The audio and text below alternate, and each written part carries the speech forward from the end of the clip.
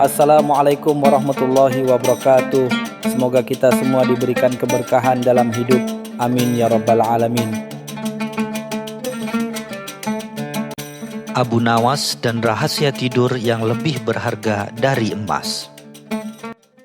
Di kota Baghdad yang agung, Khalifah Harun ar-Rasyid dilanda kegelisahan. Bukan karena ancaman dari musuh atau masalah keuangan, melainkan karena masalah yang sangat pribadi. Ia tidak bisa tidur nyenyak. Malam demi malam matanya terbuka lebar, pikirannya berkecamuk. Berbagai tabib dan ahli telah dipanggil, namun tak ada satu pun yang bisa menyembuhkan penyakit aneh sang khalifah. Mereka menawarkan ramuan, pijatan, bahkan mantra, tapi semua itu bagai air yang jatuh di atas batu. Khalifah Harun ar-Rasyid frustasi. Ia merasa kekuasaannya tidak ada artinya jika ia tidak bisa mendapatkan istirahat yang layak. Akhirnya ia mengadakan sayembara yang besar. Barang siapa yang bisa mengembalikan tidur nyenyaknya akan dihadiahi 1 kantung penuh koin emas dan diangkat menjadi penasehat pribadinya. Berita ini menyebar ke seluruh penjuru Baghdad, memancing para pencari keberuntungan dari para pedagang hingga penyair yang semuanya berbondong-bondong datang ke istana dengan janji-janji kosong. Mendengar sayembara tersebut, Abu Nawas yang sedang asik bermain catur di sebuah kedai kopi hanya tersenyum tipis. Teman-temannya tertawa mengejek. "Wahai Abu Nawas, kau tidak tertarik? Kesempatan emas itu. Siapa tahu kau bisa membuat lelucon yang bisa membuat Khalifah lelah dan akhirnya tertidur." Abu Nawas hanya mengangkat bahu. "Tidur itu bukan lelucon, tapi jika Khalifah bersedia membayar, aku akan mencoba." Teman-temannya semakin menertawakan ide Abu Nawas yang dianggap konyol itu. Mereka yakin kali ini Abu Nawas pasti akan gagal. Keesokan harinya, dengan langkah santai, Abu Nawas memasuki gerbang istana. Para penjaga yang sudah mengenalnya membiarkannya lewat, tahu bahwa kehadirannya selalu membawa kejutan. Di hadapan Khalifah, Abu Nawas tidak membawa ramuan, tidak pula buku-buku tebal tentang pengobatan. Ia hanya membawa sebuah kotak kayu kecil yang sudah usang dan sebuah selimut. Khalifah memandang Abu Nawas dengan curiga. "Apa yang kau bawa, Abu Nawas? Jangan-jangan kau datang hanya untuk bercanda?" Abu Nawas tersenyum. "Hamba datang untuk menawarkan yang lebih berharga dari emas, tuanku. Hamba datang untuk menawarkan rahasia tidur yang nyenyak." Abu Nawas menjelaskan kepada Khalifah bahwa rahasia tidur itu tidak bisa disembuhkan dengan ramuan atau obat. Ia harus melalui sebuah ritual yang hanya bisa ia jelaskan secara bertahap. Khalifah yang sudah putus asa akhirnya menyetujui, meskipun ia ragu. Abu Nawas meminta Khalifah untuk tidur di sebuah kamar yang gelap dan hening, yang tidak terganggu oleh kebisingan. "Hamba akan menemani tuanku di luar kamar. Apabila tuanku tidak bisa tidur, hamba akan memberikan petunjuk berikutnya." Tengah malam tiba, Khalifah masih gelisah. Ia memanggil Abu Nawas. "Abu Nawas, aku tidak bisa tidur. Aku sudah mencoba segalanya." Dengan tenang, Abu Nawas membuka kotak kayu kecilnya. Ia mengeluarkan sebuah tongkat kecil, lalu menusukkan ke telinga Khalifah. "Sekarang coba dengarkan bunyi jangkrik yang paling dekat dengan telinga tuanku. Lalu hitunglah beberapa banyak jangkrik yang ada di dalam. Lalu hitunglah berapa banyak jangkrik yang ada di dalam istana." Khalifah bingung. Bagaimana bisa aku menghitungnya? Apa hubungannya? Tapi Abu Nawas hanya tersenyum. "Tuanku tidak harus tidur, cukup merasakan kegelapan dan hitunglah." Khalifah Harun ar-Rasyid yang terbiasa dengan kemewahan dan kekuasaan mendadak harus mengikuti perintah aneh dari Abu Nawas. Ia diminta untuk berkeliling istana di tengah malam dengan hanya ditemani Abu Nawas. "Tuanku, kita akan mencari jangkrik-jangkrik itu," ujar Abu Nawas sambil memegang sebuah lentera kecil. Khalifah yang merasa bingung hanya mengikuti. Mereka menyusuri lorong-lorong gelap dan taman-taman sepi. Khalifah mulai merasa jengkel. "Apalagi ini Abu Nawas? Kita sedang membuang-buang waktu." Namun Abu Nawas tetap tenang. Hamba ingin tuanku merasakan bagaimana para prajurit dan penjaga istana berjaga di malam hari. Hamba ingin tuanku mendengar suara-suara malam yang biasa mereka dengar. Bukan hanya kesunyian kamar tidur tuanku. Mereka berhenti di dekat sebuah air mancur. Abu Nawas menunjuk ke arahnya. Dengarkan baik-baik tuanku. Apakah tuanku bisa mendengar bisikan air dan kicauan burung hantu? Jangkrik itu bukan hanya ada di dalam istana, tetapi di seluruh kota Baghdad. Sekarang cobalah hitung semua jangkrik yang bersuara di Baghdad. Khalifah mulai menggeleng-geleng. Ia merasa Abu Nawas sedang mempermainkannya. Keesokan harinya, Khalifah masih tidak bisa tidur. Ia memanggil Abu Nawas. Aku sudah coba menghitung jangkrik Abu Nawas, tapi aku tidak bisa. Itu adalah hal yang mustahil. Abu Nawas tersenyum. Tentu saja mustahil, tuanku. Hamba hanya ingin membuat tuanku lelah. Sekarang tuanku, cobalah hal ini. Setiap kali tuanku merasa gelisah, bayangkan diri tuanku sebagai seorang tukang kebun di kebun tuanku. Lalu bayangkan tuanku sedang memetik setiap satu buah anggur yang ada di kebun tuanku. Sambil memejamkan mata, Khalifah membayangkan dirinya di kebun sendiri. Anggur-anggur yang lebat menggantung. Satu persatu ia memetik buah anggur itu, memasukkannya ke dalam keranjang. Ia menghitungnya, 1, 2, 3. Pikiran Khalifah yang tadinya sibuk dengan kekhawatiran, kini terfokus pada buah anggur. Perlahan, kelelahan mulai menyergapnya. Matanya mulai terasa berat, pikirannya mulai kosong. Ia tidak lagi memikirkan kekuasaannya, melainkan hanya tentang buah anggur. Pagi hari, Khalifah Harun ar-Rasyid terbangun. Ia merasa sangat segar dan bugar. Sudah lama ia tidak merasakan tidur senyenyak itu. Ia memanggil Abu Nawas dan bertanya, Abu Nawas, apa sebenarnya rahasiamu? Bukan hanya anggur, tapi apa yang membuatku bisa tidur? Abu Nawas menjawab, tidur itu seperti harta karun tuanku. Semakin tuanku mencari dan memaksanya, semakin sulit ia didapatkan. Hamba hanya mengalihkan pikiran tuanku dari kegelisahan. Hamba menyibukkan pikiran tuanku dengan hal-hal tidak penting seperti jangkrik atau buah anggur. Ketika pikiran tuanku lelah, tidur akan datang dengan sendirinya. Khalifah tertawa terbahak-bahak. Ia merasa lega dan terkesan dengan kecerdasan Abu Nawas. Jadi, rahasia tidurku itu bukan terletak pada ramuan atau obat, melainkan pada bagaimana aku mengendalikan pikiranku. Abu Nawas mengangguk. Benar sekali tuanku. Kekhawatiran dan kegelisahan yang mencuri tidur dari kita. Tidur tidak bisa dipaksakan. Ia hanya bisa datang ketika kita benar-benar membutuhkannya. Khalifah kemudian memberikan satu kantung emas penuh kepada Abu Nawas. Namun Abu Nawas menolak. Emas itu tidak sebanding dengan rahasia tidur yang hamba berikan tuanku. Khalifah merasa terharu dan berkata, kamu benar Abu Nawas. Tidur yang nyenyak memang jauh lebih berharga daripada emas.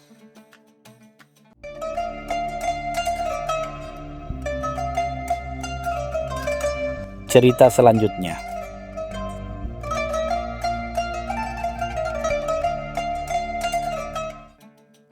Di salah satu sudut kota Baghdad yang ramai, hiduplah seorang pria bernama Abu Nawas.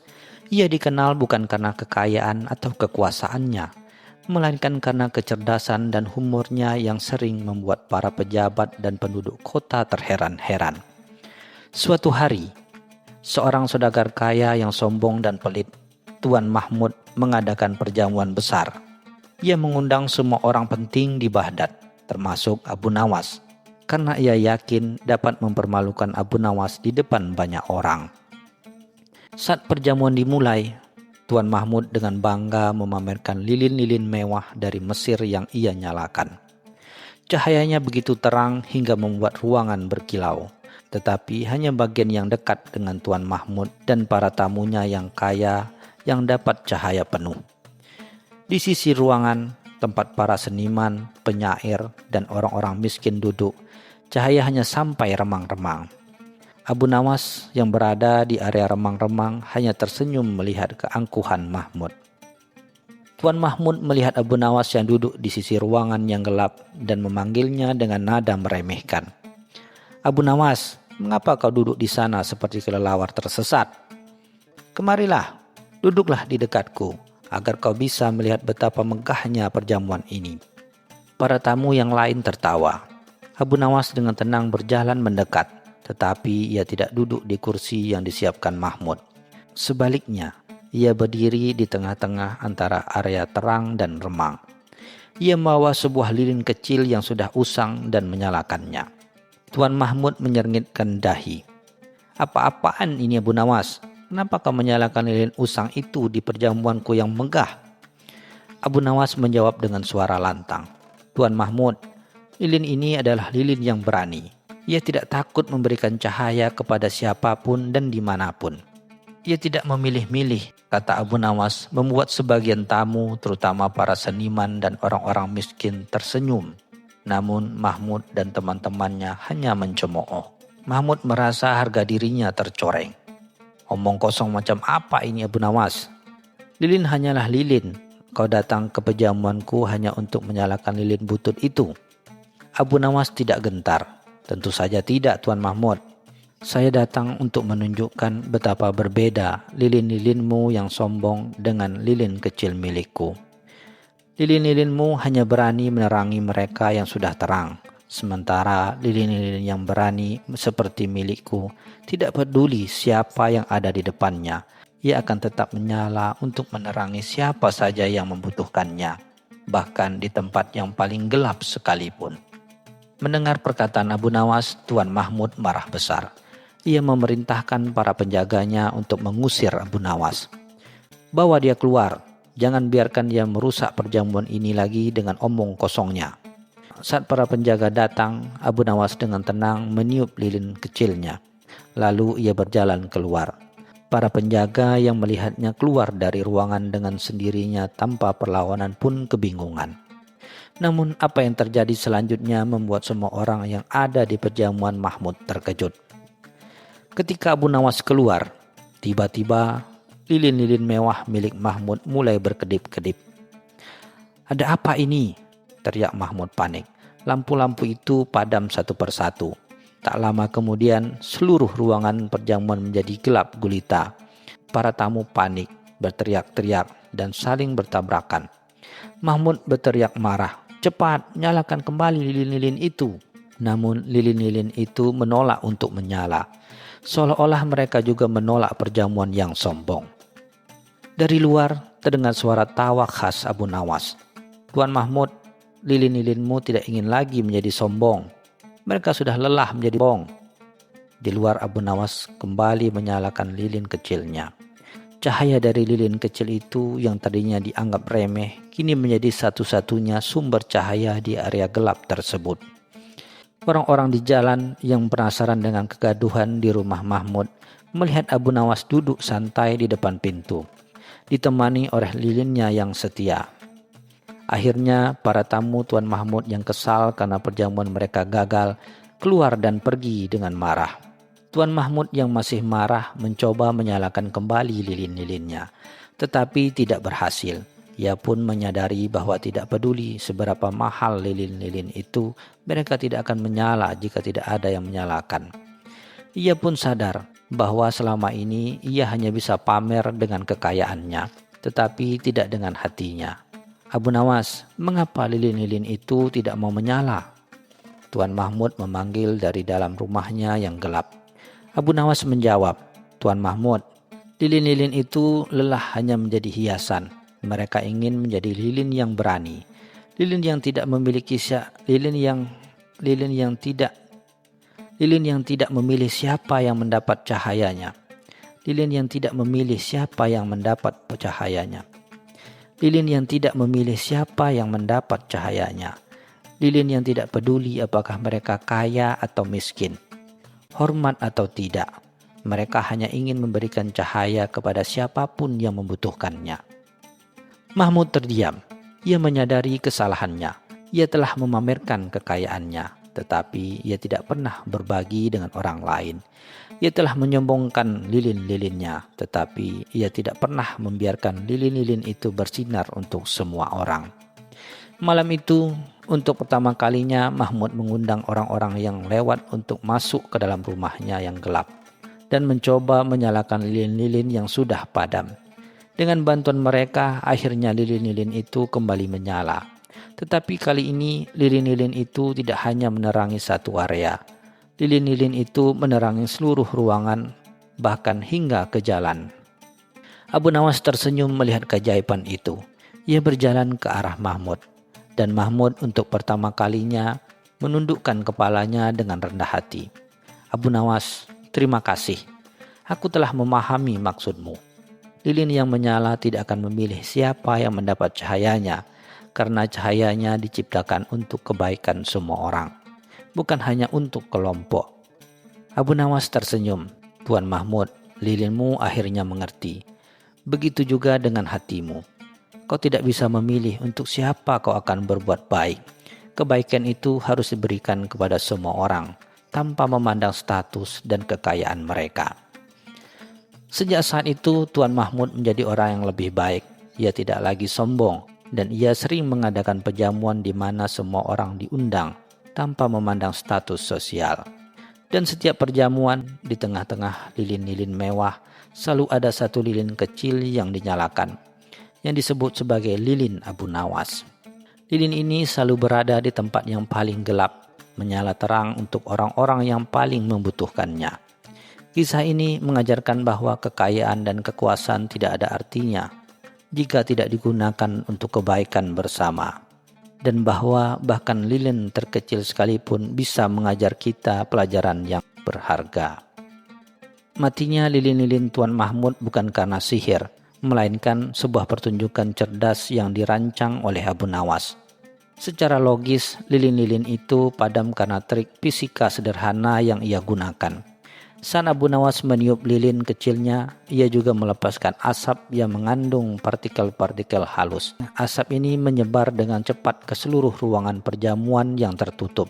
Karena lilin-lilin Tuan Mahmud menyala dan mengeluarkan panas, asap dari lilin Abu Nawas itu dengan cepat tertarik ke arah mereka. Ketika asap yang penuh partikel ini mencapai lilin-lilin mewah itu, ia menyelimuti sumbu lilin dan memutuskan aliran oksigen yang dibutuhkan untuk proses pembakaran. Lilin tidak dapat menyala tanpa oksigen. Akibatnya, lilin-lilin tersebut mati satu persatu dan tidak bisa dinyalakan lagi dengan mudah. Masih ada sisa-sisa partikel asap yang menempel pada sumbu, membuat proses penyalaan ulang sulit dilakukan sampai partikel itu menghilang. Ini adalah fenomena berlian yang disiapkan Abu Nawas.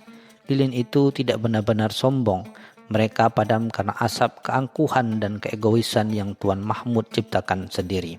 Pesan moralnya adalah kekayaan dan kemewahan tidak akan bertahan jika kita terus-menerus menyerap sifat buruk dari hati kita sendiri.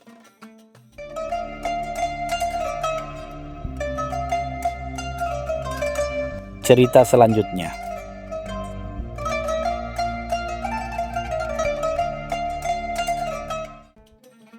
Pagi itu, matahari Baghdad menyapa dengan kehangatan yang akrab, memantulkan sinarnya pada kubah-kubah masjid dan dinding-dinding pasar yang ramai.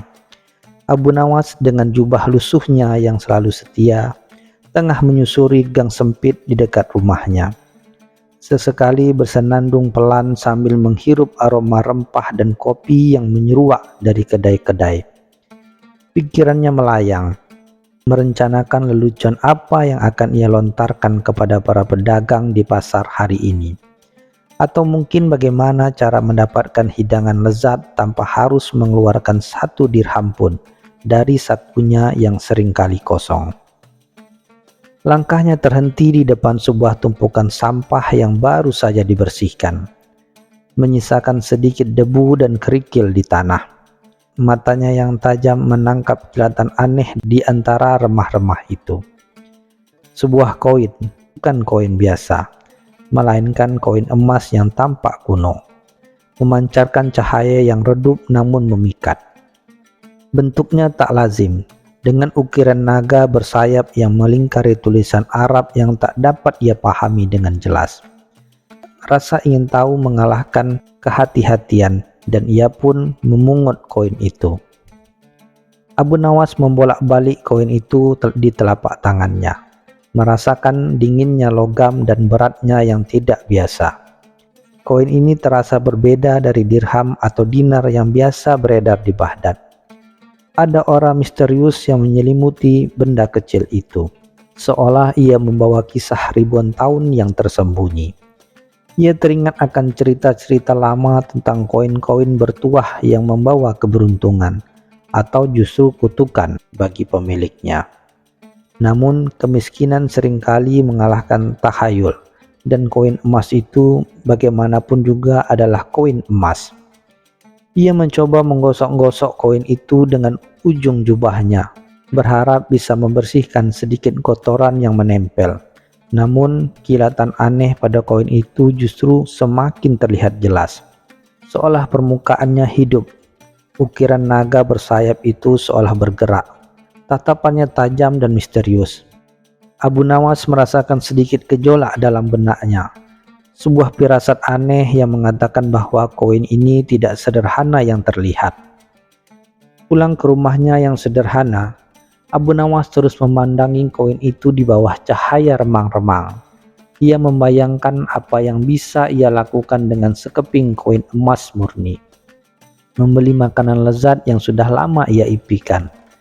Mungkin jubah baru yang layak, atau bahkan menyumbang sedikit untuk masjid agar ia terlihat seperti orang yang soleh di mata tetangga. Namun, setiap kali ia memikirkan cara menggunakannya, bayangan naga bersayap itu seolah melayang-layang di benaknya. Disusul bisikan-bisikan tak jelas yang hanya ia dengar dalam pikirannya. Dilema melanda hati Abu Nawas. Apakah koin ini adalah anugerah atau justru ujian? Apakah keberuntungan ini akan membawa kebahagiaan atau justru serangkaian masalah yang tak terduga? Ia adalah Abu Nawas, sang penyair cerdik yang selalu menemukan celah dalam setiap kesulitan. Namun koin ini terasa seperti teka-teki yang jauh lebih rumit daripada semua teka-teki yang pernah ia pecahkan.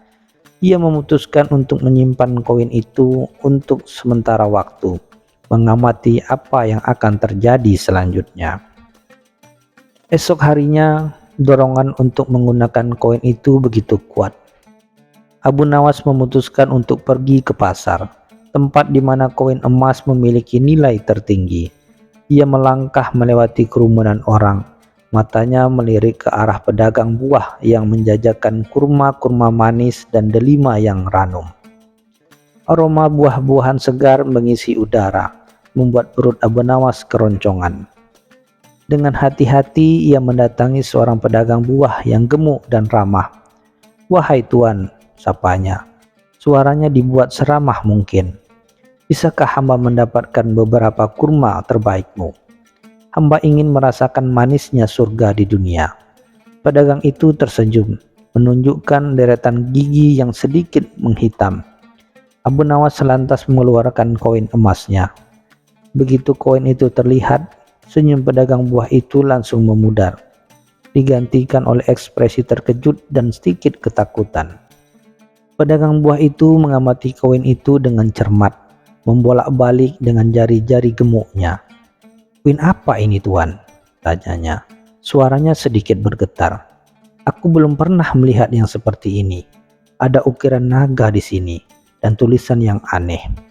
Beberapa pedagang di sekitarnya mulai mendekat, tertarik oleh suara pedagang buah yang meninggi dan koin emas yang tak lazim itu. Abu Nawas mencoba untuk tetap tenang, menjelaskan bahwa ia menemukan di jalan. Namun semakin ia mencoba menjelaskan, semakin curiga tatapan para pedagang. Seorang pembuat roti yang berotot dan bertato, yang terkenal karena kejujuran dan ketajamannya, mendekat dan meraih koin dari tangan pedagang buah. "Ini bukan koin biasa," gumamnya. Matanya menyipit. Koin ini terasa dingin, seolah membeku di zaman purba. Kerumunan semakin bertambah, Desas-desus mulai menyebar seperti api di antara alang-alang kering. "Koin terkutuk," teriak seorang wanita tua yang duduk di pojokan, menjual ramuan herbal. "Koin itu membawa kesialan. Aku pernah mendengar cerita tentang koin-koin kuno yang membawa bencana bagi pemiliknya." Abu Nawas berusaha membantah, tetapi suaranya tenggelam di antara keramaian dan ketakutan yang mulai menjalar. Para pedagang yang awalnya hanya penasaran, kini mulai menjaga jarak. Tidak ada yang mau menerima koin itu sebagai pembayaran. Mereka khawatir koin itu akan membawa kutukan ke toko mereka, atau lebih buruk lagi, menarik perhatian pihak berwenang karena keanehannya. Abu Nawas yang tadinya bersemangat untuk membelanjakan koinnya, ini terasa seperti orang asing yang dikucilkan di tengah keramaian pasar. Koin emas itu alih-alih memberi kemudahan, justru memberinya 1000 masalah di pasar. Kabar tentang koin terkutuk dan seorang pria aneh yang mencoba membelanjakannya di pasar segera sampai ke telinga Qadi, hakim kota yang terkenal ketat dan sedikit sombong. Qadi seringkali merasa terganggu dengan kelakuan Abu Nawas yang seringkali tidak terduga dan lelucon-leluconnya yang cerdik namun kadang melampaui batas. Jadi ketika ia mendengar tentang koin misterius ini, ia melihatnya sebagai kesempatan untuk akhirnya menertibkan Abu Nawas.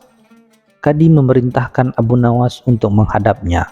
Dengan langkah enggan, Abu Nawas tiba di balai pengadilan, di mana Qadi sudah duduk dengan wajah masam, dikelilingi oleh beberapa pengawalnya yang berwajah keras. "Jadi, kamu memiliki koin yang tak lazim, Abu Nawas?" tanya Qadi. Suaranya dingin dan menusuk. "Dan kau mencoba membelanjakannya, menimbulkan kegaduhan di pasar? Apakah kau mencoba menyebarkan kekacauan di kota yang damai ini?" Abu Nawas mencoba menjelaskan asal-usul koin itu, bahwa ia menemukannya di jalan. Namun Qadi tampaknya tidak tertarik dengan penjelasan tersebut. Ia mengambil koin dari tangan Abu Nawas, memandangnya dengan seksama, dan menunjukkan sedikit kerutan di dahinya. "Ukiran ini naga bersayap," gumam Qadi, "dan tulisan ini, aku belum pernah melihatnya. Ini bukan koin resmi Khalifah. Ini adalah bukti bahwa kau memiliki niat buruk, Abu Nawas," tuduh Qadi, suaranya meninggi. "Mungkin kau ingin menipu rakyat dengan koin palsu. Atau bahkan lebih buruk, koin yang membawa sihir gelap." Abu Nawas terkejut dengan tuduhan itu.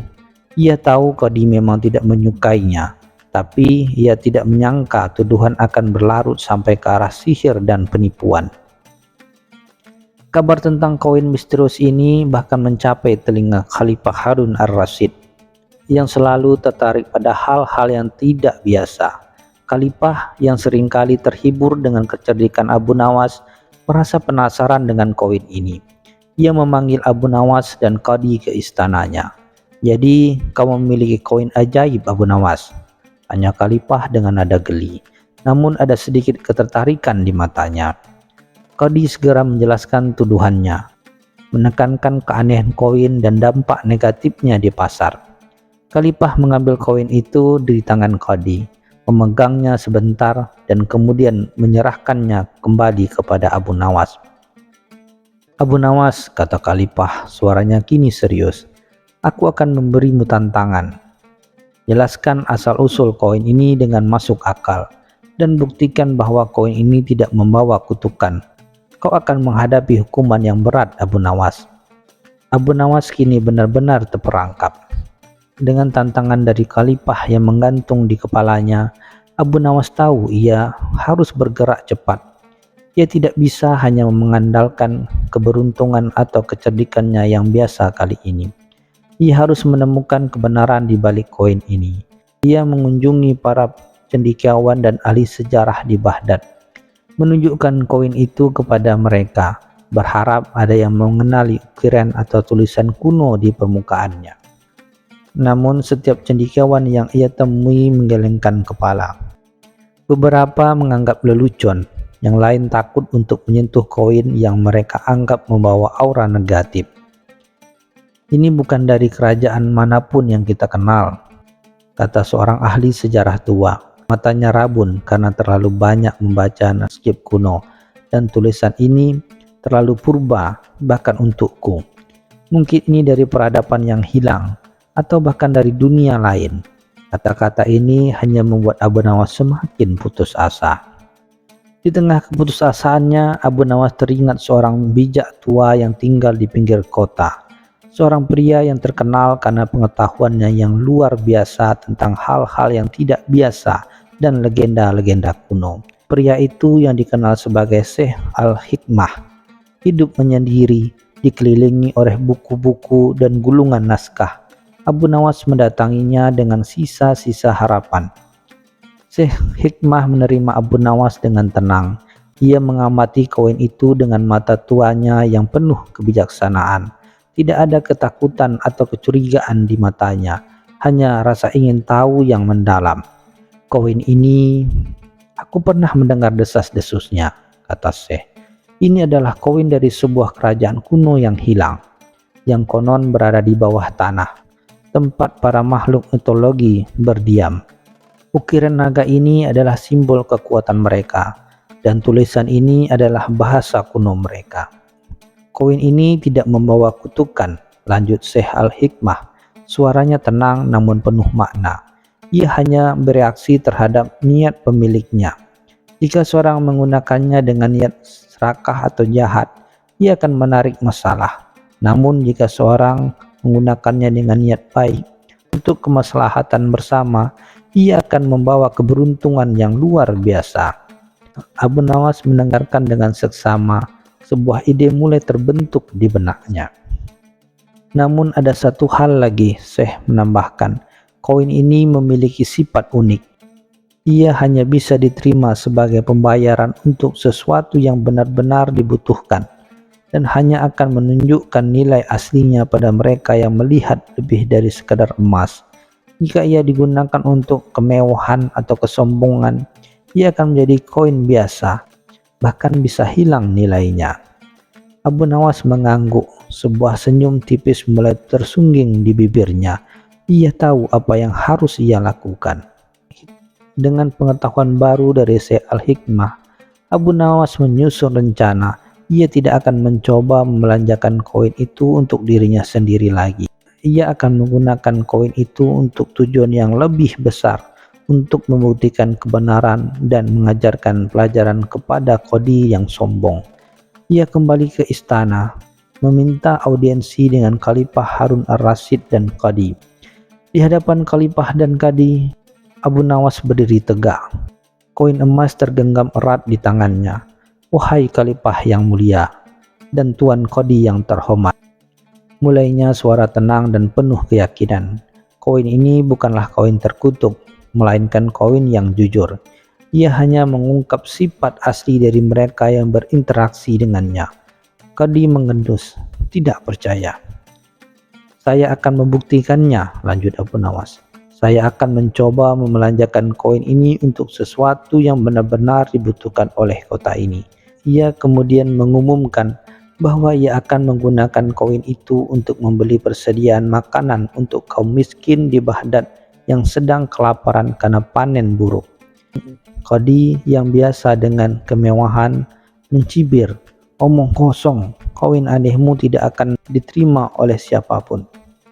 Abu Nawas pergi ke pasar, kali ini ditemani oleh beberapa pengawal Khalifah dan Qadi yang mengawasi dengan cermat.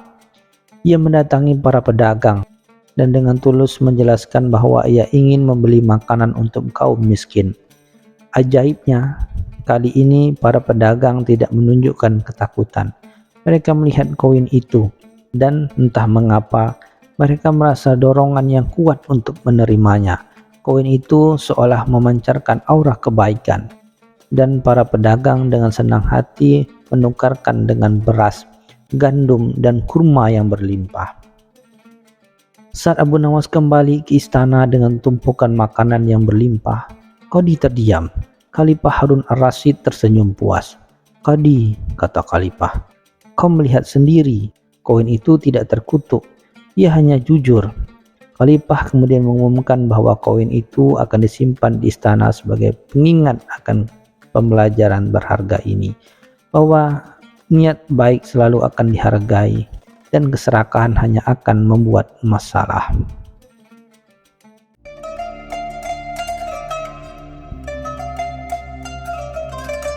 Cerita selanjutnya.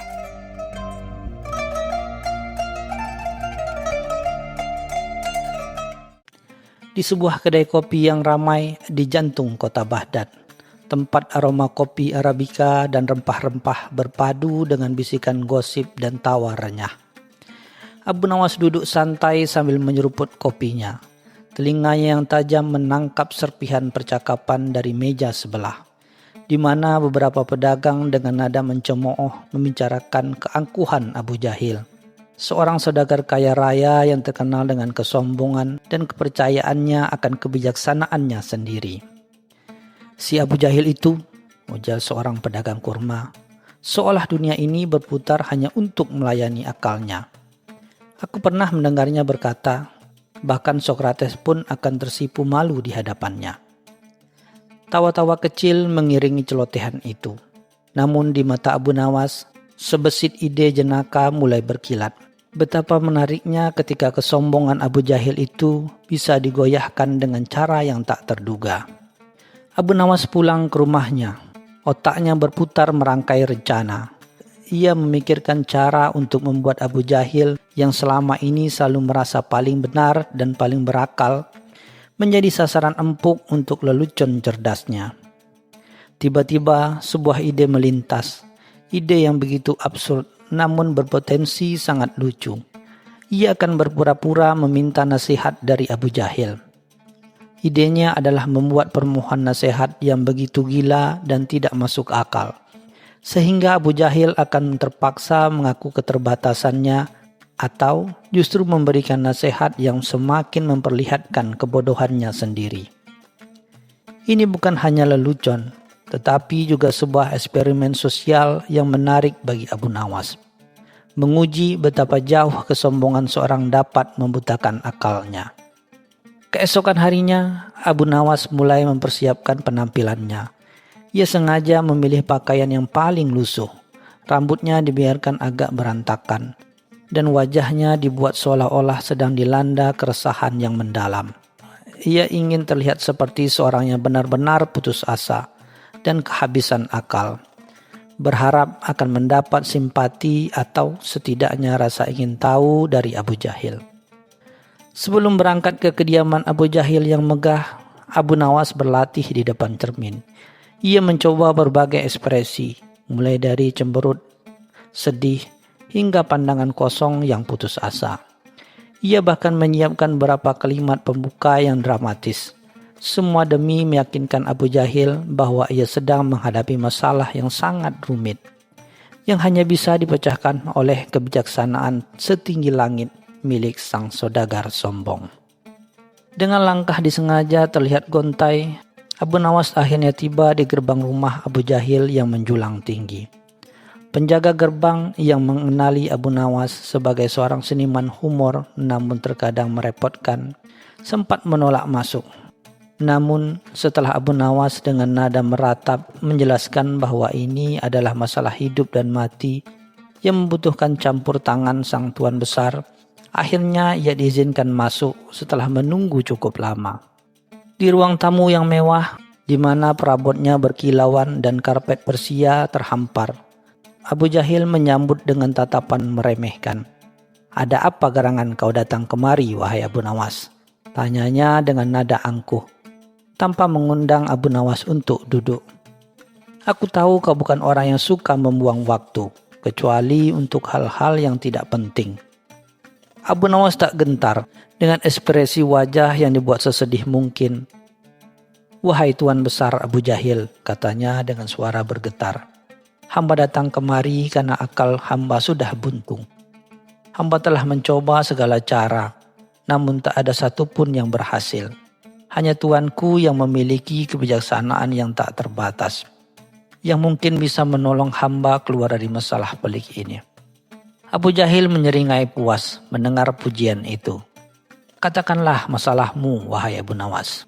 Katanya, meskipun dalam hatinya ia merasa ini hanyalah salah satu trik Abu Nawas. Jika memang akalmu buntu, itu berarti masalahnya memang tidak sebanding dengan kehebatan akalku. Abu Nawas menarik napas panjang, lalu memulai ceritanya yang dibuat-buat. Tuan, akhir-akhir ini hamba sering sekali merasa bingung. Bingung bagaimana caranya membuat bulan bersinar lebih terang di malam hari dan matahari bersinar lebih redup di siang hari, agar hamba bisa menanam sayuran yang tumbuh di kedua waktu tanpa harus menunggu pergantian hari. Abu Jahil terdiam, matanya berkedip-kedip. Ia mencoba mencerna perkataan Abu Nawas yang sangat tidak masuk akal itu. Ia berpikir, ini pasti lelucon. Tapi raut wajah Abu Nawas begitu meyakinkan, penuh keputusasaan. Abu Jahil yang angkuh itu tidak ingin terlihat bodoh atau tidak mampu memberikan nasihat. Ia merasa terjebak. Apa? Seru Abu Jahil, berusaha menyembunyikan kebingungannya dengan nada tinggi. Bagaimana mungkin kau menanyakan hal itu? Itu melanggar hukum alam, mustahil.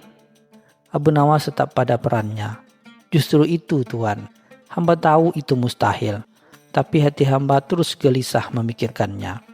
Mungkin tuanku punya cara yang belum terpikirkan oleh akal kami yang dangkal ini. Abu Jahil terdiam. Keringat dingin mulai membasahi dahinya. Ia harus memberikan nasihat. Tetapi nasihat apa untuk permintaan sesinting itu? Abu Jahil mundar-mandir di ruang tamunya. Otaknya bekerja keras mencari jawaban. Ia tidak bisa mengakui ketidakmampuannya di hadapan Abu Nawas yang dianggapnya remeh. Harga dirinya terlalu tinggi untuk itu. Ia mencoba memikirkan solusi yang paling tidak masuk akal, berharap Abu Nawas akan menyerah dengan sendirinya. Namun semakin ia berpikir, semakin ia menyadari betapa konyolnya permintaan Abu Nawas, dan betapa konyolnya ia sendiri karena berusaha mencari jawabannya. Dengar Abu Nawas, kata Abu Jahil akhirnya, dengan suara yang agak serak. Masalahmu ini memang unik, sangat unik. Aku harus berpikir keras. Ini membutuhkan konsentrasi tingkat tinggi. Ia mencoba terlihat bijaksana, padahal dalam hatinya ia sudah panik. Ia tidak ingin kehilangan muka, apalagi di hadapan orang yang ia anggap rendah. Setelah beberapa saat berpikir keras, wajah Abu Jahil tiba-tiba berbinar. Ia teringat sebuah pepatah kuno yang sering digunakan untuk menghindari pertanyaan sulit. Abu Nawas, katanya dengan nada penuh keyakinan. Masalahmu ini bukanlah masalah kekuatan, tapi masalah sudut pandang. Untuk membuat rembulan bersinar lebih terang di malam hari, kau harus pergi ke ujung dunia, di mana malam itu adalah siang. Dan untuk membuat matahari bersinar lebih redup di siang hari, kau harus pergi ke tempat di mana matahari tidak pernah terbit. Abu Nawas dengan ekspresi polos yang menutupi geli hatinya, mengangguk-angguk seolah-olah memahami. Oh, jadi begitu, tuanku. Itu adalah nasihat yang luar biasa. Hamba tidak pernah memikirkannya sejauh itu. Abu Jahil membusungkan dadanya, merasa berhasil menipu Abu Nawas dengan nasihat absurdnya. Ia mengira telah memenangkan perdebatan tanpa harus mengakui kebodohannya. Terima kasih Tuan Abu Jahil, kata Abu Nawas sambil berdiri dan membungkuk hormat. Nasihat tuanku benar-benar membuka mata hamba.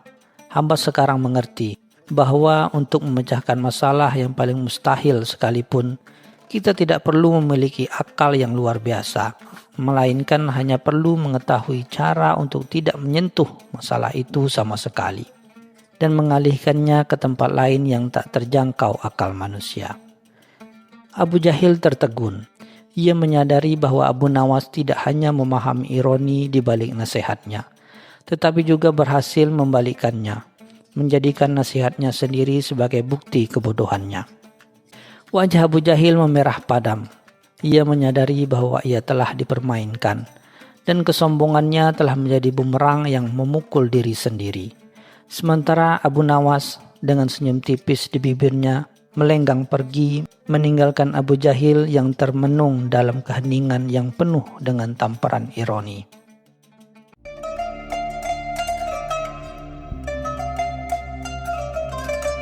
cerita selanjutnya.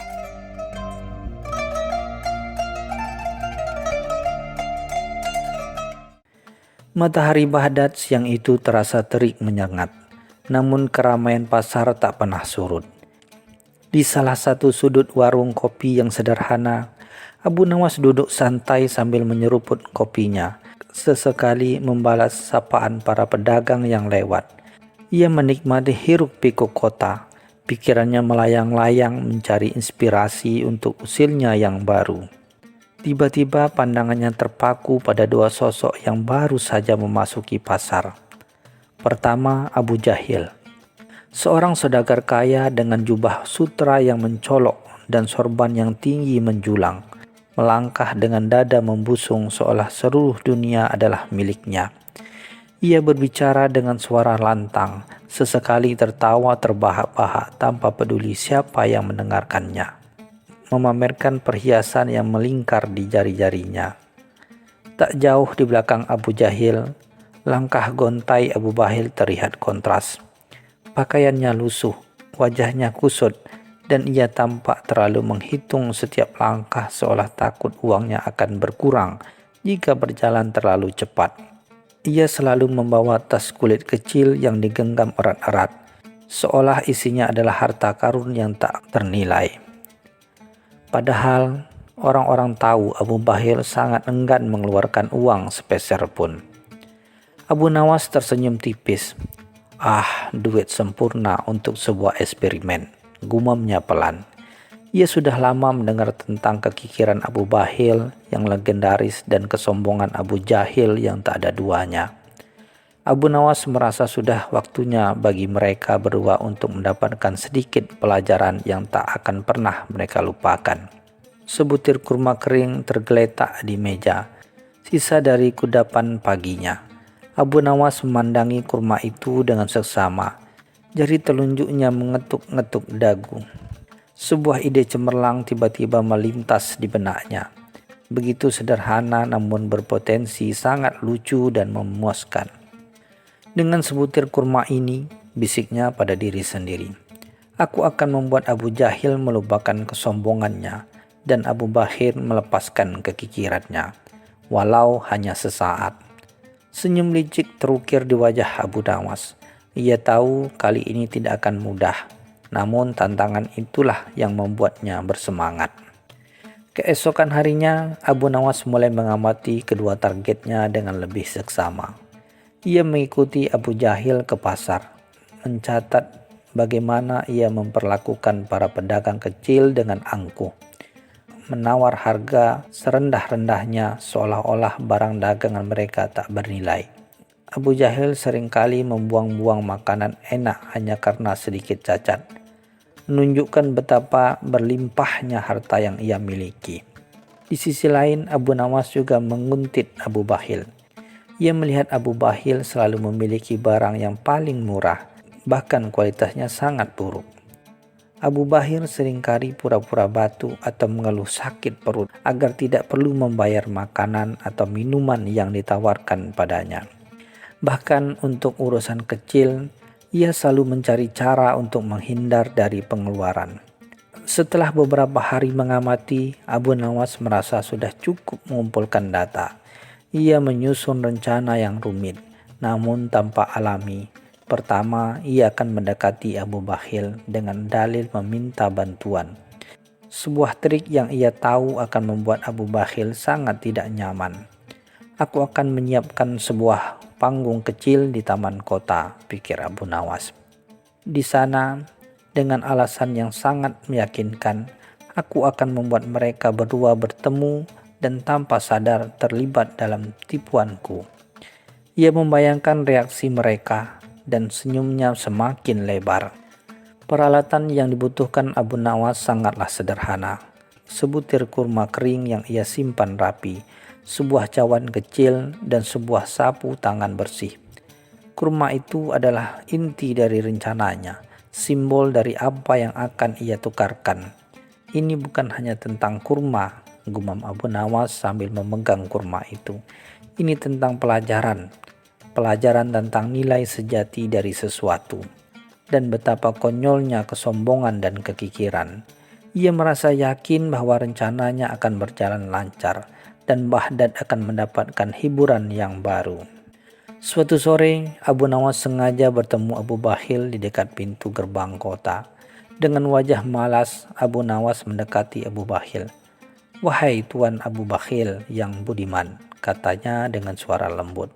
"Hamba sedang dalam kesulitan besar.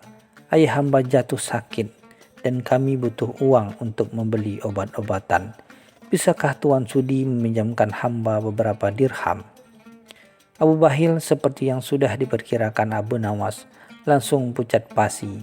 Ia gelagapan mencari alasan untuk menolak. "Tenggorokanku sakit. Aku juga sedang tidak punya uang, Abu Nawas," katanya sambil memegangi dadanya, pura-pura sakit keras. Melihat reaksi Abu Bakhil, Abu Nawas pura-pura menghela napas panjang. "Baiklah Tuan, jika begitu setidaknya bisakah Tuan ikut hamba ke taman kota? Ada seorang tabib kenalan hamba yang mungkin bisa membantu, dan dia berjanji akan datang ke sana sore ini." Abu Bakhil yang selalu ingin mendapatkan sesuatu secara gratis dan takut jika menolak ia akan kehilangan kesempatan untuk mendapatkan pengobatan gratis, akhirnya setuju dengan enggan. Mereka pun berjalan menuju taman kota. Di sana Abu Nawas telah menyiapkan tempat duduk di bawah pohon rindang. Tak lama kemudian Abu Jahil lewat. Dengan sengaja Abu Nawas melambaikan tangan ke arah Abu Jahil. "Wahai Tuan Abu Jahil, sungguh suatu kehormatan bertemu dengan Anda di sini." Abu Jahil yang selalu senang menjadi pusat perhatian dengan angkuh mendekati mereka.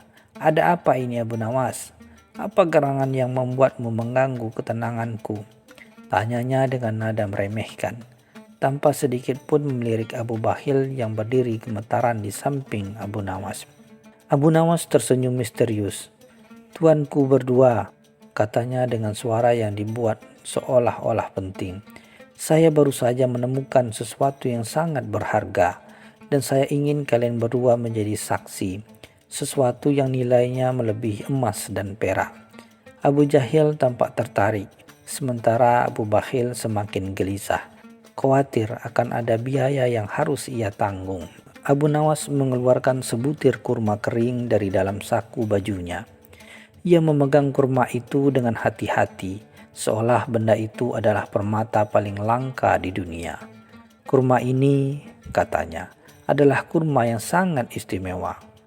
Dikatakan bahwa siapapun yang mampu menukarkan sesuatu yang sangat berharga dengan kurma ini, keberuntungan tak terhingga dan hati yang lapang." Abu Jahil tertawa terbahak-bahak. "Hahaha, apa-apaan ini Abu Nawas? Sebutir kurma kering, omong kosong semacam apa ini?" Abu Bakhil di sisi lain matanya langsung berbinar. "Apa itu benar Abu Nawas? Kurma itu bisa membuat hati lapang? Berapa harganya? Aku tidak punya uang." Abu Nawas menatap Abu Jahil dengan serius. "Wahai Tuan Abu Jahil, bersediakah Tuan menukar kesombongan Tuan dengan kurma ini? Lepaskanlah sejenak sikap angkuh Tuan dan rasakan nikmatnya kerendahan hati." Abu Jahil terdiam, terkejut dengan tawaran itu. Ia ingin menolak, namun rasa penasaran dan harga dirinya sebagai orang kaya yang selalu punya segalanya membuatnya berpikir dua kali. Kemudian Abu Nawas menoleh ke Abu Bakhil. "Tuan Abu Bakhil, bersediakah Tuan menukar kekikiran Tuan dengan kurma ini? Untuk sejenak saja, lupakan hasrat untuk menyimpan setiap keping dirham, dan biarkan kebaikan mengalir." Abu Bakhil melongo. Menukar kekikiran, ini adalah hal yang paling sulit baginya. "Jika kalian berdua bersedia melakukan itu," lanjut Abu Nawas, "maka kurma ini akan menjadi milik kalian. Kalian bisa memakannya bersama dan rasakanlah sendiri keajaibannya." "Jika kalian berdua bersedia melakukan itu," lanjut Abu Nawas, "maka kurma ini akan menjadi milik kalian. Kalian bisa memakannya bersama dan merasakan sendiri keajaibannya." Abu Jahil merasa tertantang. Ia tidak ingin terlihat lemah di depan Abu Bakhil. Sementara Abu Bakhil Walaupun keberatan, ia sangat tertarik dengan janji hati yang lapang dan keberuntungan tak terhingga yang disebut oleh Abu Nawas. Sesaat keheningan menyelimuti taman. Angin berdesis pelan, seolah menunggu keputusan kedua saudagar itu. Abu Nawas menatap mereka bergantian. Senyum tipis masih terukir di bibirnya. Ia tahu saat-saat paling lucu akan segera tiba. Abu Jahil yang terbiasa memerintah dan tidak pernah direndahkan, tiba-tiba merasa kikuk. Ia mencoba tersenyum, sebuah tindakan yang jarang ia lakukan dengan tulus. "Baiklah Abu Nawas," katanya dengan suara yang sedikit lebih rendah dari biasanya. "Untukmu, aku akan mencoba. Apa yang harus kulakukan?" Ia merasa sedikit canggung, seolah melepaskan beban yang selama ini ia pikul. Abu Bahil di sisi lain menelan ludah, menukar kekikiran. Ia ragu-ragu, tangannya gemetar. "Bagaimana caranya Abu Nawas? Apa aku harus membagikan semua uangku?" Abu Nawas menggeleng. "Tidak, Tuan Abu Bahil. Cukup dengan berbagi senyum tulus dan satu patah kata kebaikan kepada orang yang membutuhkan hari ini. Dan yang paling penting, makanlah kurma ini tanpa berpikir tentang nilainya." Abu Nawas menyerahkan kurma itu kepada mereka. "Sekarang makanlah bersama dan rasakanlah sendiri perubahannya." Abu Jahil mengambil separuh kurma dengan sedikit ragu, sementara Abu Bahil mengambil separuh sisanya dengan tatapan tak percaya. Mereka berdua makan kurma itu, dan sesuatu menakjubkan terjadi. Abu Jahil yang biasanya bermuka masam tiba-tiba tersenyum lebar. Senyum yang tulus, bukan senyum angkuh. Ia merasa beban di pundaknya sedikit berkurang, seolah-olah ia bisa bernapas lebih lega. Sementara itu Abu Bahil yang selalu tegang tiba-tiba merasakan kehangatan di dadanya. Ia merasa ringan, dan untuk pertama kalinya dalam waktu yang lama, ia tidak memikirkan uang sepeser pun. Abu Jahil menatap Abu Bahil, dan tanpa sadar ia menawarkan salah satu perhiasan kepada Abu Bahil. "Wahai saudaraku," katanya, "perhiasan ini terlihat cocok untukmu. Ambillah." Abu Bahil terkejut, namun entah mengapa ia tidak menolak. Ia bahkan tersenyum dan mengangguk. Abu Nawas yang menyaksikan semua itu tidak bisa menahan tawanya. Ia tertawa terbahak-bahak, tawa yang lepas dan penuh kemenangan.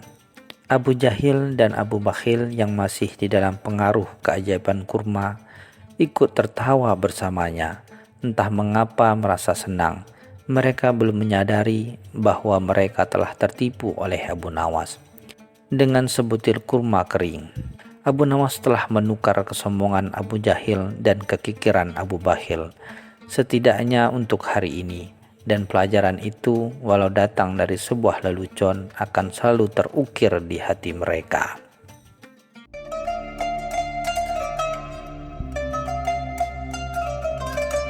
Cerita selanjutnya.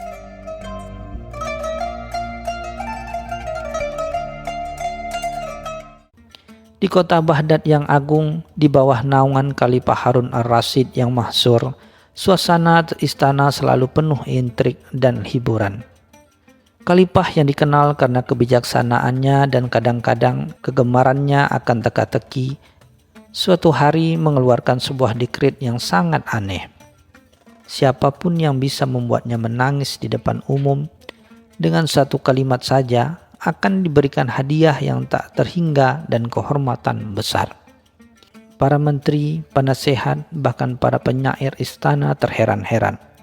Mereka mencoba berbagai cara, mulai dari kisah sedih tentang penderitaan rakyat, kehilangan orang terkasih, hingga syair-syair pilu tentang kepanaan dunia.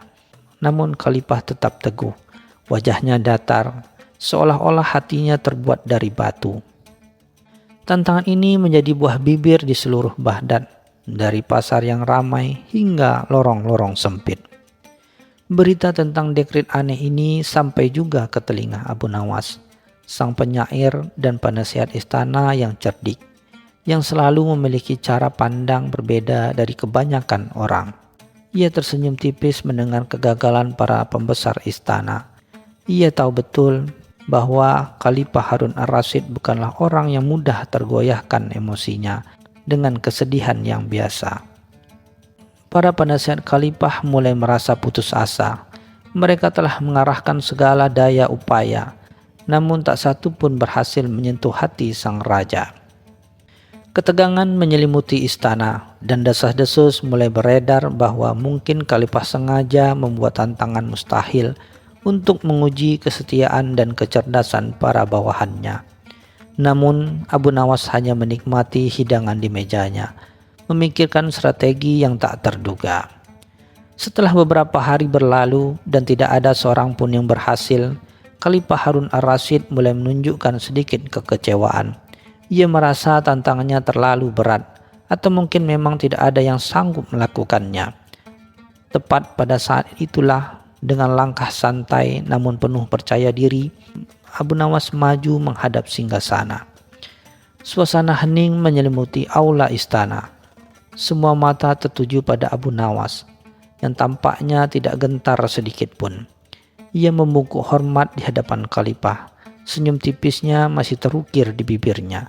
Khalifah memandangnya dengan tatapan ingin tahu. Tahu bahwa Abu Nawas selalu menyimpan kejutan. Khalifah Harun ar-Rasyid menatap Abu Nawas dengan tatapan penuh tantangan. "Jadi Abu Nawas," ujar Khalifah. Suaranya menggelegar di aula yang luas. "Apakah engkau juga akan mencoba keberuntunganmu? Ingat, hanya satu kalimat, dan itu harus membuatku menangis." Banyak sudah mencoba dan gagal.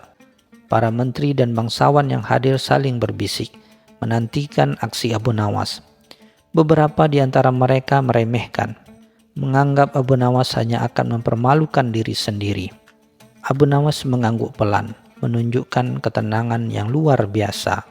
Ia tidak tampak tegang sedikit pun, justru seolah sedang menikmati momen ini. Khalifah mengamati gerak-geriknya dengan seksama, mencoba membaca apa yang ada di benak Abu Nawas. Udara istana seakan menipis, semua orang menahan napas, menunggu kalimat ajaib yang dijanjikan. Dengan pandangan lurus ke mata Khalifah, Abu Nawas membuka mulutnya.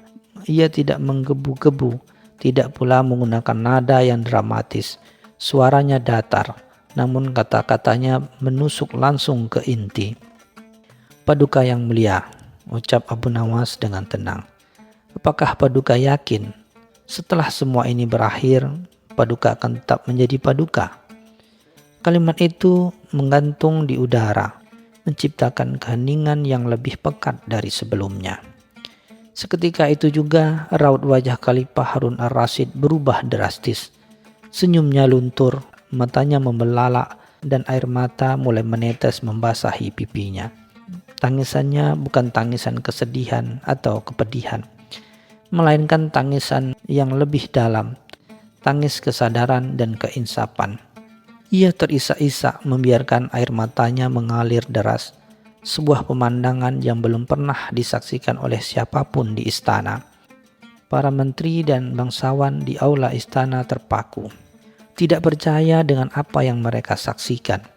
Raja yang perkasa, yang tak pernah menunjukkan emosi di depan umum, kini menangis terseduh-seduh di hadapan Abu Nawas. Mereka berbisik, mencoba memahami yang diucapkan Abu Nawas, yang telah menguncang sang Khalifah hingga ke lubuk hati. Abu Nawas tetap berdiri tenang, membiarkan Khalifah melampiaskan perasaannya. Ia tahu bahwa kalimatnya telah menyentuh sesuatu yang jauh lebih fundamental bagi Khalifah daripada sekedar kesedihan duniawi. Tangisan Khalifah berlangsung cukup lama, hingga akhirnya ia mengangkat wajahnya, mata merah dan bengkak, namun dengan tatapan yang kini memancarkan pemahaman yang mendalam. Setelah tangisan meredah, Khalifah Harun ar-Rasyid turun dari singgasananya. Langkahnya berat namun pasti. Ia mendekati Abu Nawas dan tanpa ragu ia berlutut di kaki sang penyair. Sebuah pemandangan yang membuat seluruh istana terdiam kaget. "Abu Nawas," ujar Khalifah dengan suara parau, Kau telah membuka mataku. Aku menangis bukan karena sedih, melainkan karena engkau mengingatkanku bahwa kepanaan dan ketidakabadian semua kekuasaan ini. Kalimatmu mengingatkan bahwa suatu hari nanti semua gelar, semua kemuliaan ini akan hilang dan aku akan kembali menjadi hambanya yang biasa. Abu Nawas tersenyum tipis, membantu Khalifah berdiri. Ia memahami betul bahwa Khalifah telah menyadari hakikat kehidupan, bahwa kekuasaan hanya titipan sementara. Kalimat apakah Paduka yakin setelah semua ini berakhir, Paduka akan tetap menjadi Paduka? Bukan sekedar pertanyaan tentang identitas, melainkan tentang kepanaan, kekuasaan, dan posisi di mata Tuhan. Ini adalah pengingat bahwa bahkan seorang raja sekalipun akan kembali menjadi debu, tanpa gelar dan kemuliaan duniawinya. Khalifah Harun ar-Rasyid kemudian memerintahkan agar Abu Nawas diberikan hadiah yang paling besar dari perbendaharaan kerajaan, bahkan lebih dari yang dijanjikan sebelumnya. Ia juga mendeklarasikan bahwa Abu Nawas akan selalu menjadi penasihatnya yang paling dipercaya, dan kata-katanya akan selalu didengar dengan seksama. Kehormatan ini jauh melampaui segala dugaan para menteri dan bangsawan lainnya. Terlepas dari fakta bahwa Khalifah telah menangis dan bahkan berlutut di kaki Abu Nawas di hadapan umum, rasa hormatnya terhadapnya justru meningkat. Rakyat Baghdad semakin mengagumi Khalifah yang berjiwa besar, yang mampu menunjukkan kerendahan hati dan mengakui kebenaran, bahkan dari orang yang lebih rendah darinya. Sementara itu, nama Abu Nawas semakin harum, menjadi simbol kecerdasan dan kebijaksanaan yang mampu menyentuh hati seorang raja. Kisah ini menyebar luas ke seluruh penjuru Baghdad, menjadi legenda yang diceritakan dari mulut ke mulut. Ia menjadi pelajaran bagi semua orang, dari rakyat jelata hingga para penguasa, tentang pentingnya kerendahan hati dan kesadaran akan kefanaan dunia. Kalimat sederhana dari Abu Nawas telah berhasil mengguncang seorang raja dan membuatnya menangis, bukan dengan kesedihan, melainkan dengan pencerahan. Khalifah Harun ar-Rasyid setelah kejadian itu menjadi pemimpin yang lebih bijaksana dan rendah hati. Ia seringkali meminta nasihat Abu Nawas, menghargai pandangannya yang unik dan kemampuannya untuk melihat kebenaran di balik setiap hal. Dan Abu Nawas, sang penyair cerdik yang membuat raja menangis, tetap dihormati dan cintai oleh semua, membuktikan bahwa kecerdasan sejati tidak terletak pada kata-kata yang muluk, melainkan pada kebenaran dan kesederhanaan yang mendalam.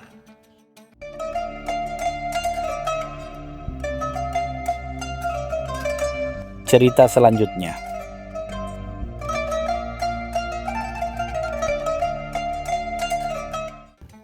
Pagi itu, matahari Baghdad baru saja menghangatkan atap-atap rumah ketika hiruk-pikuk kedai kopi Abu Qasim pecah oleh teriakan panik. Asap, asap mengepul dari sumur. Seorang pedagang kurma menunjuk ke arah sumur tua yang terletak di tengah pasar, tempat biasanya warga mengambil air untuk kebutuhan sehari-hari. Aroma aneh seperti gosong bercampur rempah mulai menyebar, membuat para pelanggan mengipasi hidung mereka dengan sapu tangan. Kabar asap dari sumur segera menyebar bagai api di atas jerami kering. Kerumunan warga berkumpul, saling berbisik dan berspekulasi. Beberapa orang tua mencoba mengintip ke dalam sumur, sementara yang lain sibuk memanggil pemadam kebakaran kota yang sebenarnya hanyalah sekelompok pemuda berotot dengan ember-ember air. Ketegangan memuncak karena sumur itu adalah sumber air utama bagi banyak keluarga di sekitar pasar. Tak lama kemudian, sebuah suara lantang memecah keriuhan. "Minggir, minggir, kalian orang-orang bodoh!" Abu Jahil, seorang saudagar kaya dan angkuh yang selalu merasa paling pintar, menerobos kerumunan dengan jubah sutra mengkilapnya. Ia melambaikan tongkatnya dengan pongah, menganggap remeh kepanikan warga. "Ini jelas sekali," serunya, menunjuk ke arah sumur. "Ada asap, pasti ada api. Sumur ini pasti terbakar." Abu Jahil segera memerintahkan anak buahnya untuk mengambil lebih banyak air. Ia bahkan menyuruh mereka mengosongkan persediaan air minum dari toko-toko yang terdekat. Ini adalah tugas mulia yang hanya bisa dipimpin oleh orang berakal seperti saya. Warga yang bingung dan takut hanya bisa menurut, sibuk menuruni tangga sumur untuk mencoba melihat sumber air. Di tengah kekacauan itu, Abu Nawas muncul dengan langkah tenang, ditemani keledainya yang setia. Ia tak terburu-buru seperti yang lain, melainkan memperhatikan setiap detail dengan mata berbinar penuh rasa ingin tahu. Abu Nawas mengamati asap yang mengepul, bau yang aneh, dan kepanikan yang berlebihan. Ia tahu bahwa terkadang yang terlihat mata belum tentu kebenaran yang sesungguhnya. Ia mendekati sumur, menyeringai melihat Abu Jahil yang sibuk berteriak dan mengatur orang-orang seperti seorang panglima perang. Abu Nawas mendekatkan hidungnya ke bibir sumur, menghirup aroma aneh itu dalam-dalam. Ada sesuatu yang tidak cocok. Bau itu bukan bau kayu terbakar atau minyak yang menyala. Ia lalu menyusun teka-teki di dalam benaknya. Sebuah ide cemerlang perlahan terbentuk. Abu Nawas melangkah maju, memotong teriakan Abu Jahil. "Wahai Tuan Abu Jahil yang bijaksana," sapaan dengan suara tenang namun penuh makna. "Saya rasa ada yang keliru dengan kesimpulan Anda." Abu Jahil terdiam, menatap Abu Nawas dengan tatapan meremehkan. "Apa katamu, si tukang lelucon? Kau ingin mengatakan bahwa aku salah? Asap adalah bukti mutlak adanya api." "Jika memang ada api, Tuan," balas Abu Nawas sambil tersenyum tipis, "mengapa tidak ada panas? Mengapa tidak ada bara? Dan mengapa bau ini lebih mirip bau kambing yang baru dicukur?" Kerumunan mulai berbisik, menyadari keanehan yang diungkap Abu Nawas. Abu Jahil yang terkejut dengan pertanyaan itu gugup mencari jawaban. Tanpa menunggu jawaban Abu Jahil, Abu Nawas meminta beberapa pemuda untuk menuruni sumur dengan hati-hati. Ia menginstruksikan mereka untuk tidak membawa air, melainkan mencari tahu sumber asap tersebut. Abu Jahil mencemooh, "Dasar bodoh. Kau menyuruh mereka mendekati api tanpa air. Kau ingin membakar mereka hidup-hidup." Namun warga mulai percaya pada Abu Nawas. Berapa saat kemudian terdengar teriakan dari dalam sumur. "Abu Nawas, Abu Nawas, kami menemukan sesuatu. Ini bukan api." Dengan susah payah para pemuda mengangkat sebuah karung goni besar yang basah dan mengeluarkan bau yang sangat menyengat. Ketika karung itu terbuka, terlihatlah gundukan besar, kotoran kambing basah yang baru saja dicukur dan dibuang sembarangan ke dalam sumur. Seluruh pasar terdiam. Bau busuk kotoran kambing langsung menyeruak, jauh lebih menyengat daripada asap sebelumnya. Wajah Abu Jahil memerah padam, antara marah dan malu. Ia mencoba menutupi hidungnya, tetapi baunya terlalu kuat. "Apa ini? Ini bukan api. Ini menjijikkan," pikirnya, kehilangan semua wibawanya. Abu Nawas tersenyum lebar. "Benar sekali, Tuan Abu Jahil.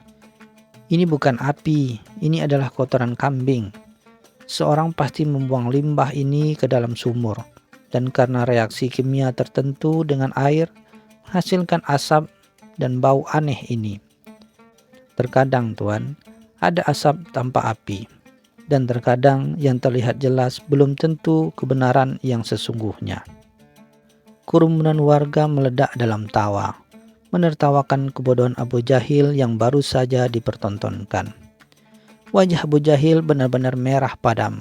Ia merasa sangat malu di hadapan seluruh warga Baghdad yang tadi pagi ia pimpin dengan congkak. Cemoohan dan tawariuh membahana di seluruh pasar. Ia mencoba melarikan diri, namun kakinya terasa lemas. Seluruh investasinya dalam memberi air untuk memadamkan api yang sebenarnya adalah kotoran kambing kini terasa sia-sia dan konyol. Abu Jahil membayangkan bagaimana ia akan menjadi bahan olok-olok di seluruh Baghdad selama berminggu-minggu ke depan. Ia, seorang saudagar kaya raya yang terkenal angkuh, kini harus menanggung malu karena sumur terbakar yang ternyata adalah tumpukan kotoran. Pelajaran ini memang pahit baginya, tetapi ia harus menerimanya mentah-mentah. Abu Nawas mendekati Abu Jahil yang masih terpaku. "Tuan Abu Jahil," katanya dengan nada yang tidak mengejek, namun penuh kebijaksanaan. "Janganlah setiap asap Anda anggap api. Tidak semua yang terlihat mencurigakan itu berbahaya. Terkadang sesuatu yang sederhana bisa menjadi penyebab kebingungan besar. Penting untuk menyelidiki, bukan langsung menyimpulkan. Dan pelajaran penting," lanjut Abu Nawas sambil menatap Abu Jahil dengan senyum ramah, "adalah jangan terlalu cepat meremehkan orang lain. Terkadang orang yang paling tidak terduga bisa melihat kebenaran yang tersembunyi. Sementara mereka yang merasa paling pintar justru bisa terperangkap dalam kesimpulan yang keliru." Kata-kata Abu Nawas itu meskipun halus menusuk tepat ke ulu hati Abu Jahil. Kisah tentang api di sumur yang ternyata adalah kotoran kambing menyebar luas di seluruh Baghdad. Kisah itu menjadi pengingat bagi banyak orang bahwa tidak semua yang terlihat aneh itu berbahaya, dan tidak semua yang sombong itu benar.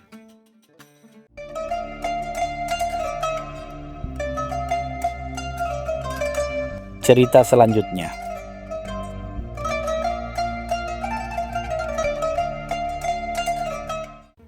Di kota Baghdad yang agung, di bawah naungan Khalifah Harun ar-Rasyid yang mahsyur, suasana istana selalu penuh intrik dan hiburan. Khalifah yang dikenal karena kebijaksanaannya dan kadang-kadang kegemarannya akan teka-teki, suatu hari mengeluarkan sebuah dekret yang sangat aneh. Siapapun yang bisa membuatnya menangis di depan umum dengan satu kalimat saja akan diberikan hadiah yang tak terhingga dan kehormatan besar. Para menteri, penasehat, bahkan para penyair istana terheran-heran.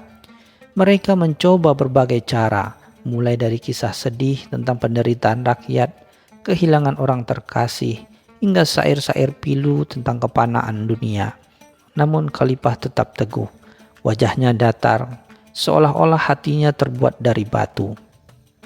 Tantangan ini menjadi buah bibir di seluruh Baghdad, dari pasar yang ramai hingga lorong-lorong sempit. Berita tentang dekret aneh ini sampai juga ke telinga Abu Nawas, sang penyair dan penasihat istana yang cerdik, yang selalu memiliki cara pandang berbeda dari kebanyakan orang. Ia tersenyum tipis mendengar kegagalan para pembesar istana. Ia tahu betul bahwa Khalifah Harun ar-Rasyid bukanlah orang yang mudah tergoyahkan emosinya dengan kesedihan yang biasa. Para penasihat Khalifah mulai merasa putus asa. Mereka telah mengarahkan segala daya upaya, namun tak satu pun berhasil menyentuh hati sang raja. Ketegangan menyelimuti istana dan desas-desus mulai beredar bahwa mungkin Khalifah sengaja membuat tantangan mustahil untuk menguji kesetiaan dan kecerdasan para bawahannya. Namun Abu Nawas hanya menikmati hidangan di mejanya, memikirkan strategi yang tak terduga.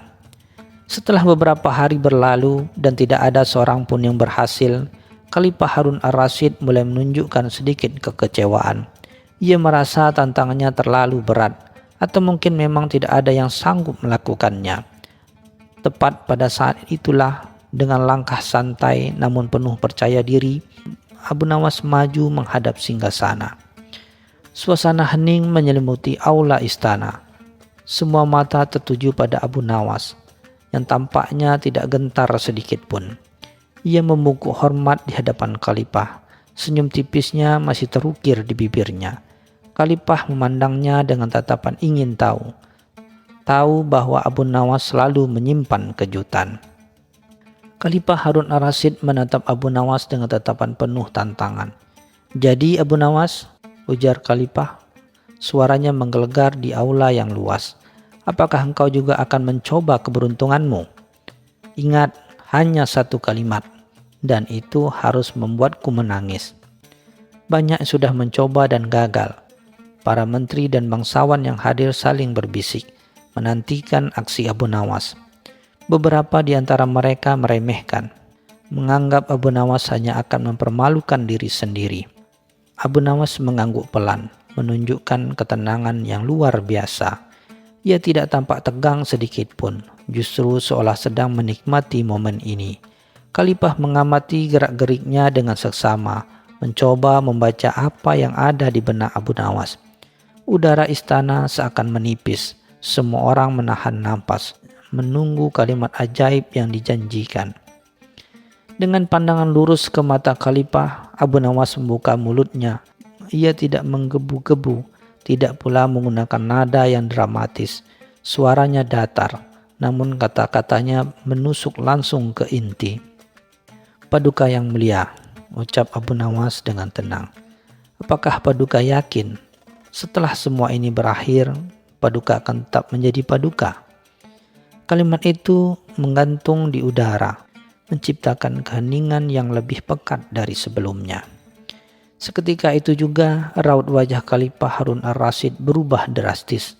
Senyumnya luntur, matanya membelalak, dan air mata mulai menetes membasahi pipinya.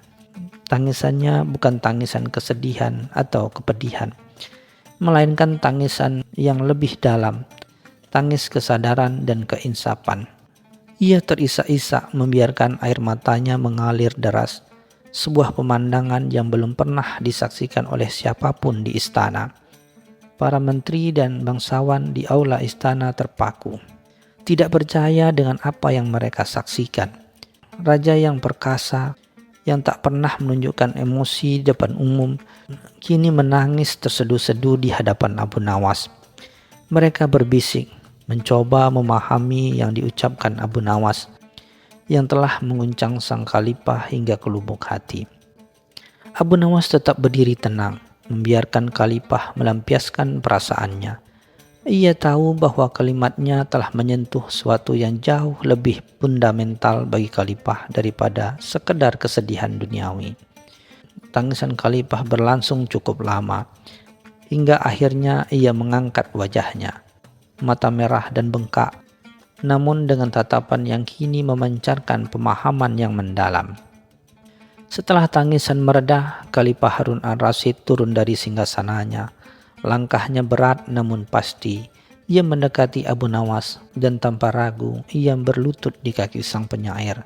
Sebuah pemandangan yang membuat seluruh istana terdiam kaget. "Abu Nawas," ujar Khalifah dengan suara parau, "kau telah membuka mataku. Aku menangis bukan karena sedih, melainkan karena engkau mengingatkanku bahwa kepanaan dan ketidakabadian semua kekuasaan ini. Kalimatmu mengingatkan bahwa suatu hari nanti semua gelar, semua kemuliaan ini akan hilang dan aku akan kembali menjadi hambanya yang biasa." Abu Nawas tersenyum tipis, membantu Khalifah berdiri. Ia memahami betul bahwa Khalifah telah menyadari hakikat kehidupan, bahwa kekuasaan hanya titipan sementara. Kalimat "apakah Paduka yakin setelah semua ini berakhir, Paduka akan tetap menjadi Paduka?" bukan sekedar pertanyaan tentang identitas, melainkan tentang kepanaan, kekuasaan, dan posisi di mata Tuhan. Ini adalah pengingat bahwa bahkan seorang raja sekalipun akan kembali menjadi debu, tanpa gelar dan kemuliaan duniawinya. Khalifah Harun ar-Rasyid kemudian memerintahkan agar Abu Nawas diberikan hadiah yang paling besar dari perbendaharaan kerajaan, bahkan lebih dari yang dijanjikan sebelumnya. Ia juga mendeklarasikan bahwa Abu Nawas akan selalu menjadi penasihatnya yang paling dipercaya, dan kata-katanya akan selalu didengar dengan seksama. Kehormatan ini jauh melampaui segala dugaan para menteri dan bangsawan lainnya. Terlepas dari fakta bahwa Khalifah telah menangis dan bahkan berlutut di kaki Abu Nawas di hadapan umum, rasa hormatnya terhadapnya justru meningkat. Rakyat Baghdad semakin mengagumi Khalifah yang berjiwa besar, yang mampu menunjukkan kerendahan hati dan mengakui kebenaran, bahkan dari orang yang lebih rendah darinya. Sementara itu, nama Abu Nawas semakin harum, menjadi simbol kecerdasan dan kebijaksanaan yang mampu menyentuh hati seorang raja. Kisah ini menyebar luas ke seluruh penjuru Baghdad, menjadi legenda yang diceritakan dari mulut ke mulut. Ia menjadi pelajaran bagi semua orang, dari rakyat jelata hingga para penguasa, tentang pentingnya kerendahan hati dan kesadaran akan kefanaan dunia. Kalimat sederhana dari Abu Nawas telah berhasil mengguncang seorang raja dan membuatnya menangis, bukan dengan kesedihan, melainkan dengan pencerahan. Khalifah Harun ar-Rasyid setelah kejadian itu menjadi pemimpin yang lebih bijaksana dan rendah hati. Ia seringkali meminta nasihat Abu Nawas, menghargai pandangannya yang unik dan kemampuannya untuk melihat kebenaran di balik setiap hal. Dan Abu Nawas, sang penyair cerdik yang membuat raja menangis, tetap dihormati dan cintai oleh semua, membuktikan bahwa kecerdasan sejati tidak terletak pada kata-kata yang muluk, melainkan pada kebenaran dan kesederhanaan yang mendalam.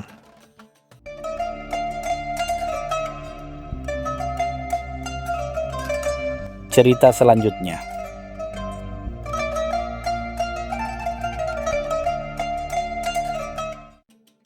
Suatu malam, Abu Nawas diundang ke perjamuan makan malam di istana Khalifah Harun ar-Rasyid. Perjamuan itu penuh dengan hidangan lezat dan para pejabat tinggi. Semua orang berbicara tentang kekayaan dan kemegahan Baghdad. Namun Abu Nawas seperti biasa, lebih tertarik mengamati tingkah laku orang-orang di sekelilingnya. Ia melihat Khalifah yang biasanya gagah dan berwibawa tampak murung. Para menteri dan pejabat pun berusaha menghibur, tapi tak ada yang berhasil. Melihat kesempatan, Abu Nawas maju ke depan. "Yang mulia," katanya dengan suara lembut, "mengapa duka menyelimuti wajah Anda malam ini? Apakah ada masalah yang tak bisa diselesaikan oleh para menteri Anda yang hebat?" Khalifah menoleh, matanya masih tampak lelah. "Abu Nawas," jawabnya, "aku telah membangun sebuah kebun istimewa. Di sana ada sebuah pohon kurma tertinggi yang pernah ada. Namun para arsitek dan ahli kebun bilang pohon itu pasti tumbang karena angin kencang. Aku sudah meminta mereka untuk memotongnya, tapi mereka selalu bilang itu adalah keajaiban alam dan tidak ada yang berani melakukannya. Pohon itu adalah kebanggaanku, tapi kekhawatiran ini menghantuiku." Mendengar hal itu, Abu Nawas tersenyum. "Yang mulia, izinkan saya melihat pohon itu. Saya punya cara untuk menyelamatkan kebanggaan Anda." Para menteri yang mendengar itu saling berbisik, ragu dengan kemampuan Abu Nawas dalam hal pertanian. Khalifah yang sudah putus asa akhirnya setuju. "Baiklah Abu Nawas, aku akan memberimu waktu 3 hari. Jika dalam waktu itu kau bisa membuat pohon itu kokoh dan tidak khawatir tumbang, aku akan berimu sekarung penuh dinar emas. Tapi jika gagal, kau akan dihukum cambuk." Tantangan itu diterima oleh Abu Nawas dengan santai. Para pejabat lainnya mencemoohnya.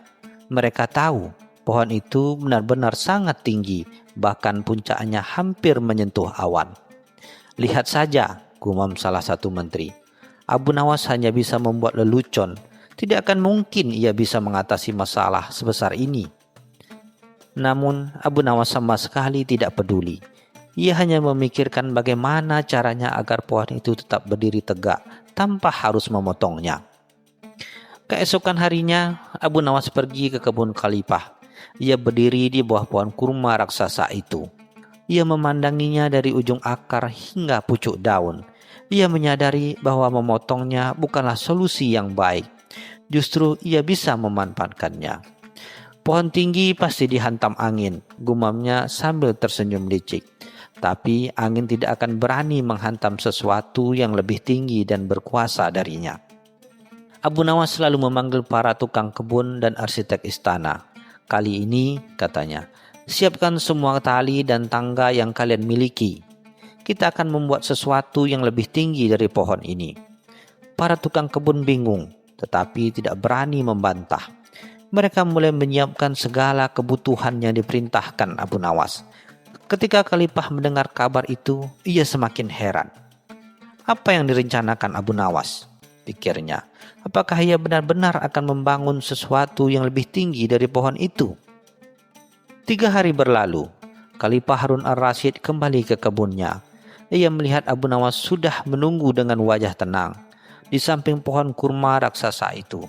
Melihat sebuah menara kayu yang terbuat dari batang-batang pohon yang diikat kuat. Tingginya hampir sama dengan pohon kurma itu. Tetapi di ujungnya Abu Nawas membuat sebuah panggung kecil.